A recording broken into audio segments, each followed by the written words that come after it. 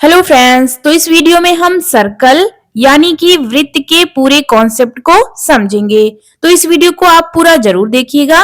इसमें मैंने सर्किल के सभी फॉर्मूले और उससे रिलेटेड एग्जांपल्स को बताया है। तो यहाँ पे देखिए, ये जो डायग्राम बना है ये है हमारा सर्किल यानी कि वृत्त। यहाँ पे देखिए, यहाँ जो ये पॉइंट दिया होता है इसे हम सेंटर यानी कि केंद्र कहते हैं, और जो यहाँ से यहाँ तक की डिस्टेंस होती है, दूरी, उसे त्रिज्या यानी कि रेडियस कहते हैं। यहाँ पे देखिए, जितना इधर होता है उतना ही इधर।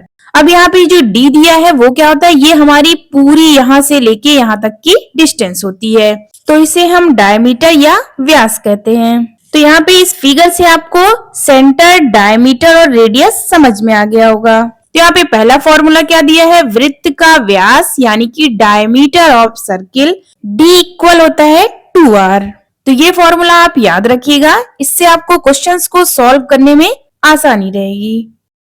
अब सेकंड फॉर्मूला देखिए, वृत्त की त्रिज्या means radius of circle r equal होता है d/2, और ये इक्वल होता है, d मींस क्या होता है, व्यास, डायमीटर, तो इसको हम इक्वल व्यास अपॉन 2 लिख सकते हैं। तो ये भी फॉर्मूला आप याद रखिएगा। ये हमारा रेडियस का फॉर्मूला है। अब यहाँ नेक्स्ट देखिए, वृत्त की परिधि यानी कि सरकमफेरेंस ऑफ सर्किल, तो ये इक्वल होता है 2πr।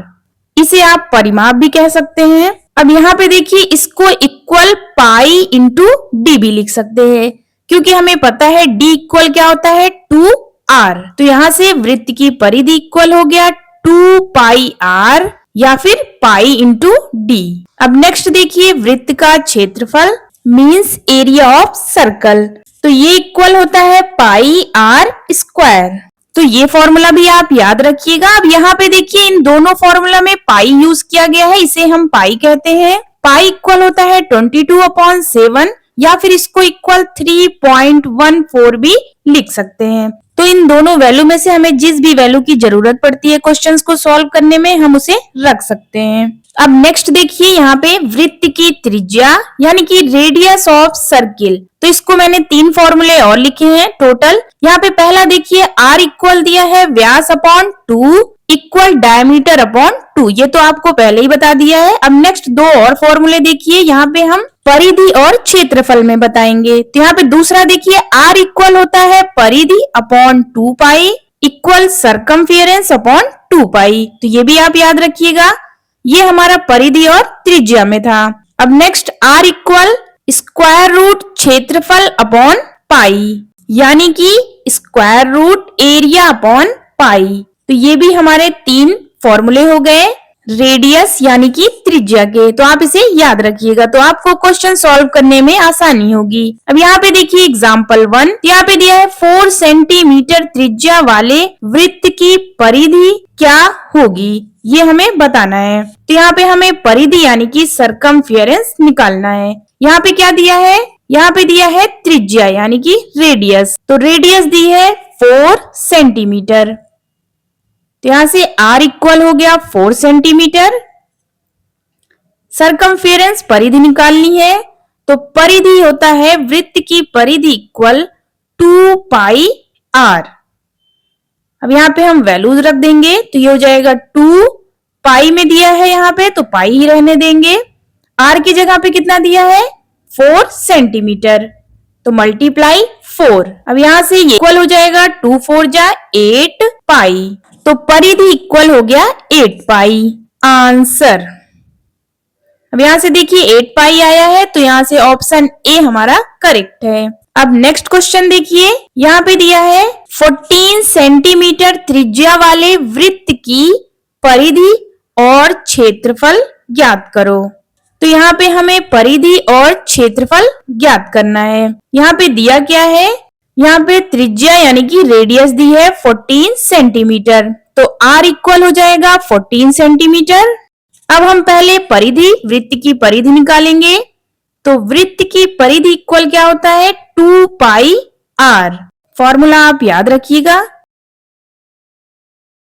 अब यहाँ पे हम वैल्यूज को रख देंगे, तो ये इक्वल हो जाएगा 2 पाई की जगह पे यहाँ पे हम 22/7 रखेंगे। पाई इक्वल क्या होता है, 22/7। तो यहाँ पे आप समझ जाएंगे कि कहाँ पे 22/7 रखना है या फिर 3.14 रखना है। तो यहाँ पे देखिए r इक्वल 14 दिया था, तो ये रख देंगे।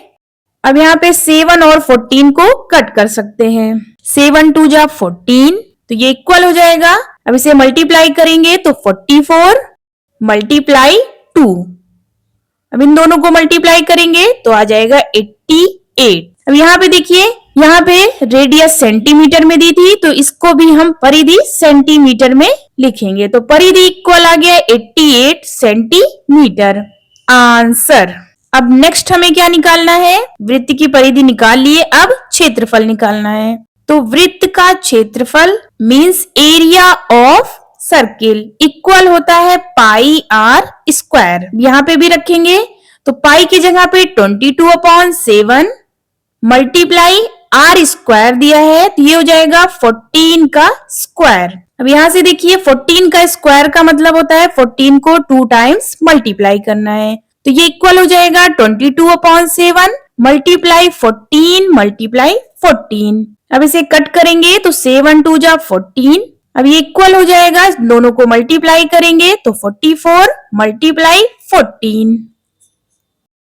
अब हमें इन दोनों को मल्टीप्लाई करना है, तो ये इक्वल हो जाएगा। तो यहां से देखिए 14 4 जाएगा 56, 6 हो जाएगा 5 कैरी, 14 4 जा 56, उसमें 5 ऐड करेंगे तो आ जाएगा 61। तो यहां से आ गया 616 सेंटीमीटर स्क्वायर। तो ये आप ध्यान दीजिएगा, जो क्षेत्रफल मींस एरिया होता है वो हमारा सेंटीमीटर स्क्वायर में होगा। तो यहां से वृत्त का क्षेत्रफल इक्वल आ गया 616 सेंटीमीटर स्क्वायर। आंसर। अब नेक्स्ट क्वेश्चन देखिए, यहाँ पे दिया है उस वृत्ताकार पार्क का क्षेत्रफल ज्ञात करो जिसकी त्रिज्या 200 मीटर के बराबर हो। तो यहाँ पे देखिए, यहाँ पे जो पार्क दिया है वो क्या दिया है? वृत्ताकार, यानी कि वो पार्क जो है वो सर्किल टाइप में है, तो उसका हमें क्षेत्रफल निकालना है। और यहाँ पे रेडियस यानी कि त्रिज्या दी गई है। तो यहाँ पे देखिए इस क्वेश्चन में पार्क की त्रिज्या यानी कि रेडियस इक्वल दिया है 200 मीटर। r equal 200 metre. यहाँ पे क्या फाइंड करना है? क्षेत्रफल, एरिया। तो क्षेत्रफल इक्वल क्या होता है? पाई आर स्क्वायर, ये फॉर्मूला होता है, यहाँ पे अब रखेंगे।